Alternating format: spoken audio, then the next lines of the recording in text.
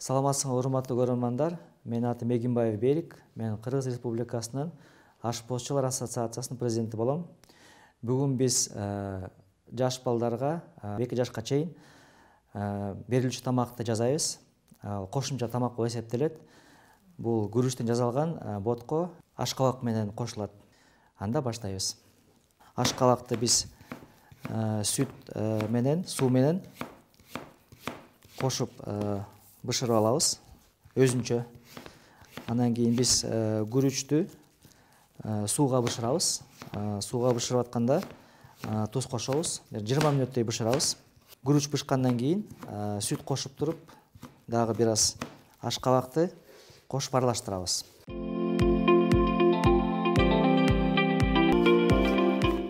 Биз ашкабагыбызды туурап алдык. Эми даярлаган ашкабакты ашканага барып дайындайбыз. Биз күрүчтү биринчиден бышырып алабыз. Бизге биринчи деген суу колдонобуз, 200 граммдай. Суу бир аз жылыгандан кийин бияка алдын ала жуулуп алган күрүчтү кошобуз.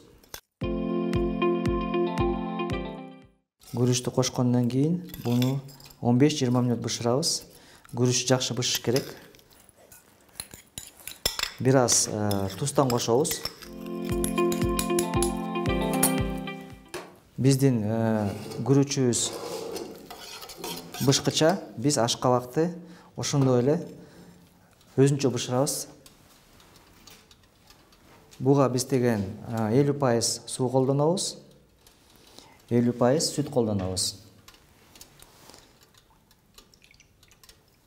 Ашкабакты биз ошуга өзүнчө бышырып алабыз. Бияка да бир аз туз салып койсо болот. Даамын татып, бир аз кум шекер кошуп койсок болот. Ашкабакты дагы 20 мүнөттөй бышырабыз. Анда эмесе биздин күрүчүбүз эзилип жакшы бышты, ашкабагыбыз дагы жакшы эзилип бышты. Эми биз ашкабакты күрүчкө кошобуз. Анда эмесе бунун баарын биз майдараак кылып эзип алабыз. Эгерде блендер болсо, блендер менен эзсеңер болот, блендер жок болсо ушундай атайын эзгич менен эзип алсаңыз болот.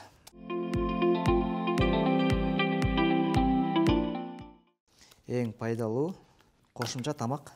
Бияка биз туздон кошобуз бир аз, кум шекерден дагы татымдап көрөбүз. Аралаштырып, сливочный майдан кошуп, баарын аралаштырып,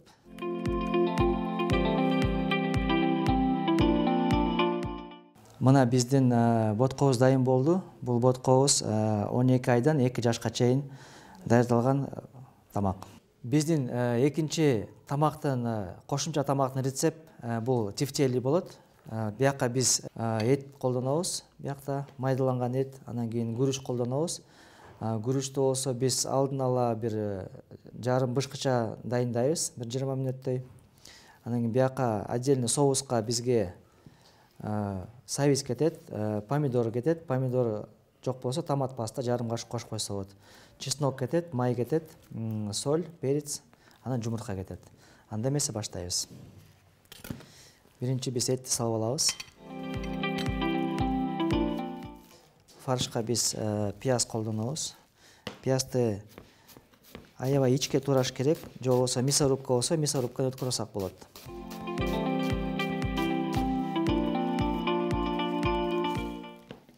Бул пияздын жартысын биз соуска колдонобуз.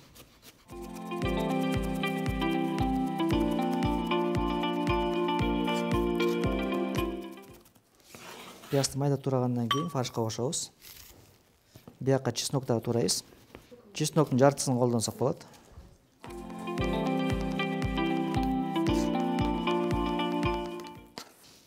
Мындай эзип алсаңар деле болот. Ушуну батыраак туралат. Чесноктун дагы даамы жакшы чыгат. Бир порция дайындап атабыз. Жумуртканын дагы жартысын колдонсок болот.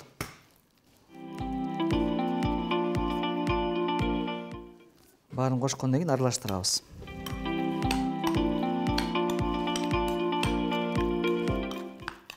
Тефтелинин көлөмү болжол менен 3 сантиметр болуш керек. Ушундай кашык алып туруп тоголоктойбуз.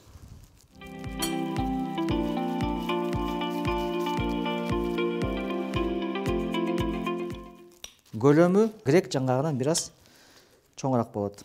3 сантиметр болжол менен. Анан кийин бунун баарын биз бир идишке, кастрюльгө салабыз. Суудан көмгүчө куюп туруп 20 мүнөт бышырабыз. Мына биздин тефтелибиз дайын болуп калды. Азыр биз тефтелин соусуна керектүү жемиштерди туурап алабыз. Бизге сабиз кетет. Сабизди бирдей кылып туруп кубик менен турасаңар болот. Андан кийин пиязды дагы турайбыз. Пиязды дагы кубик кылып бирдей турайбыз. Помидор дагы кетет. Помидорду кубик кылып турап алабыз. Анда эмесе биздин тууралган азыктарыбыз дайын. Ашканага барып бышырабыз. Биз тефтелини бышырып баштайбыз. Бизге өсүмдүк майы керек. 1 чай кашык өсүмдүк майы. Андан кийин биз пиязды кууруп алабыз бир аз.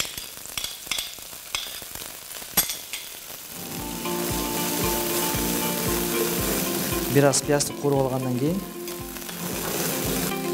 сабизди кошобуз. Сабизди да ошондой эле бисира кууруп алабыз. Бияка туз, кара мурч, чеснок, помидорубузду салабыз. Помидор жок болсо томатный паста 1 кашык кошсок болот. Бир сыра куурулгандан кийин суудан кошобуз. 200 мг.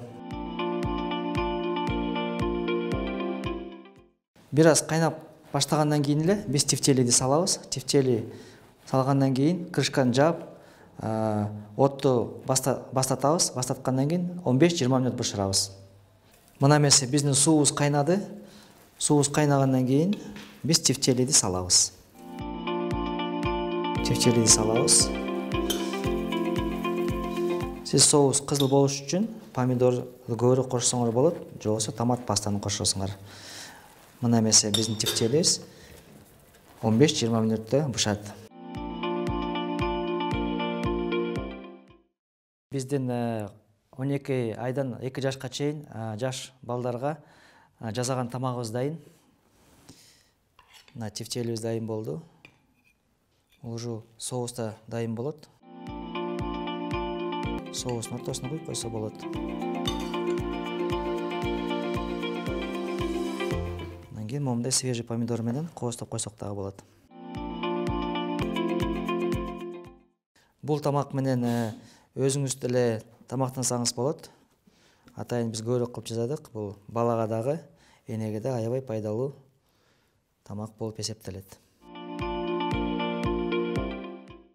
Бүгүн биз сиздерге атайын 12 айдан 2 жашка чейин кошумча тамактын бир түрлөрүн жасадык. Бул жерде күрүч боткосу, ашкабак менен кошулган сүт менен, бул жерде эт кошулган тефтели, күрүч менен жасалган тамак. Тамагыңыздар даамдуу болсун, туура тамактаналык.